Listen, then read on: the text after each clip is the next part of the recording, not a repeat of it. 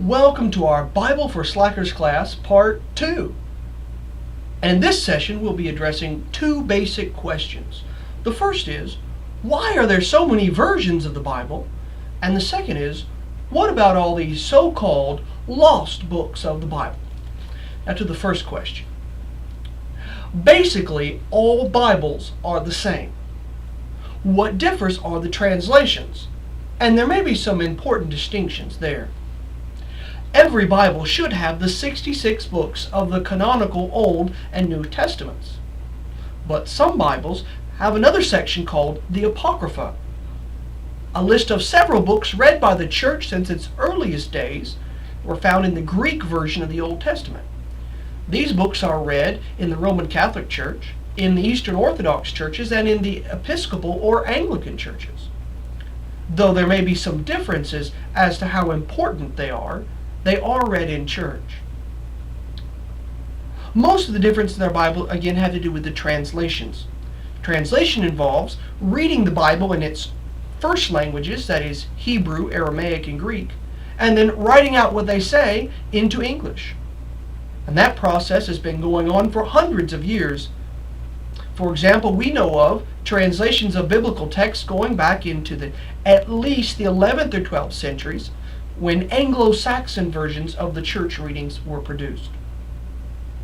Many people have read the so-called King James Bible, or the Authorized Version, published by the Church of England in 1611. Of course, if you try to read it today, it may seem a bit odd.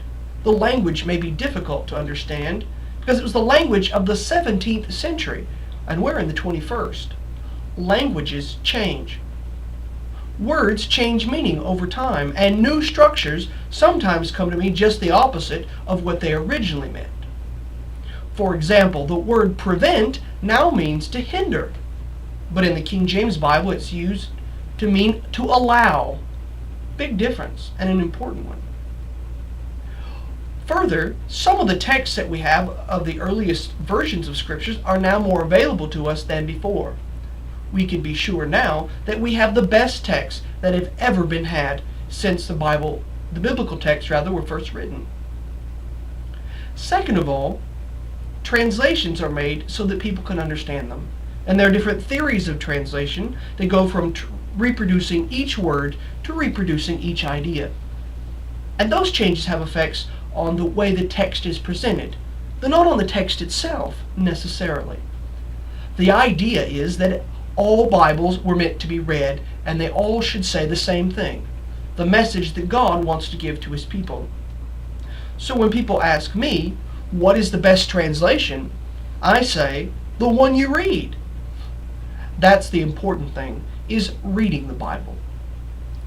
Now, about all those so-called lost books of the Bible that people keep asking me about, you may have heard of the Gospel of Thomas or the Gospel of Judas, or some other set of books. There are several out there. None of them were written during the apostolic period. None of them were written by people who actually knew Jesus. And the earliest versions of these texts come from centuries after Jesus was crucified, dead, and resurrected. Whereas the New Testament texts that we have come from the apostles or their associates. In other words, they form the apostolic testimony to the life, death, and resurrection of Jesus Christ. And they have been read by Christians for 2,000 years. The Old Testament, or the Hebrew Bible, is the same one the church received from Jesus' day with the earliest Jews and synagogues. And so our Bible is a witness to Jesus Christ. And I hope that each person will read it and come away with a true knowledge of the living God.